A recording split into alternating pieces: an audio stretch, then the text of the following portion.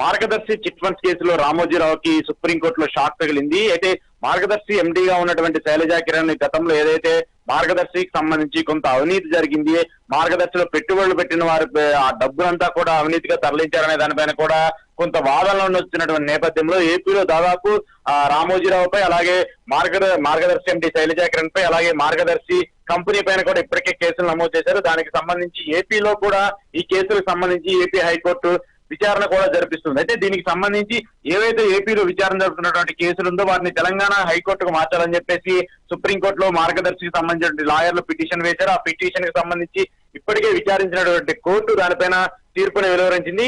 అలాంటి కేసులను వేరే ఏదైతే రాష్ట్రానికి సంబంధించి అక్కడ జరిగినటువంటి అవినీతి కేసుల్ని మరొక రాష్ట్రానికి బదిలీ చేయడానికి కుదరదంటూ కూడా సుప్రీంకోర్టు తెలిపింది. అంటే ఈ నేపథ్యంలోని మార్గదర్శికి సంబంధించిన కేసులను ఏపీలోనే విచారించాలి, ఏపీకి సంబంధించి హైకోర్టులోనే విచారించాలని చెప్పేసి కూడా మా సుప్రీంకోర్టు తెలిపింది. అయితే ఈ నేపథ్యంలోనే గత దాదాపు 2 సంవత్సరాలుగా ఏపీకి సంబంధించి కానివ్వండి, ఏపీ ప్రభుత్వం కానివ్వండి, సిఐడి కానివ్వండి, మార్గదర్శికి సంబంధించి ఏవైతే స్కామ్స్ జరిగాయి, మార్గదర్శిలో ఎవరైతే పెట్టుబడులు పెట్టారో ఆ డబ్బుల్ని ఎలా మళ్లించారనే దానిపైన కూడా ఇప్పటికే పూర్తి వివరాలను కోర్టుకి అప్పగించింది. దీంతో పాటు అలాగే రామోజీరావుపై మాజీ ఎంపీ ఉండవల్లి అరుణ్ కుమార్ కూడా కేసులు పెట్టారు. దాదాపు మార్గదర్శి అనేది ఒక పెద్ద స్కామ్, దాని ద్వారా చాలా మంది పేరు మీద చాలా మంది అవినీతి జరిగింది.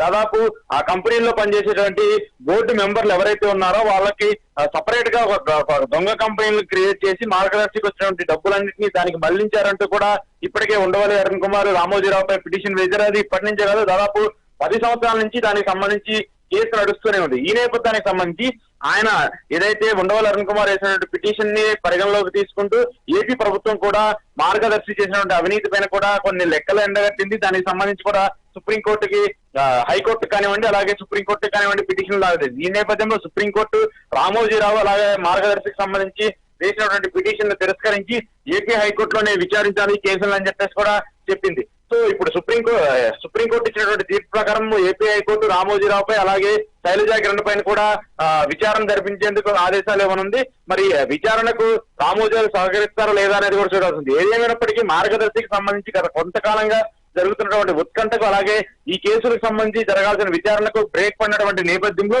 ఇప్పుడు సుప్రీంకోర్టు ఇచ్చినటువంటి తీర్పు ప్రకారం వెంటనే ఇప్పుడు మళ్ళీ ఆ కేసును రీఓపెన్ చేసి విచారణ జరిపించేందుకు కూడా ఆదేశాలు వచ్చాయి.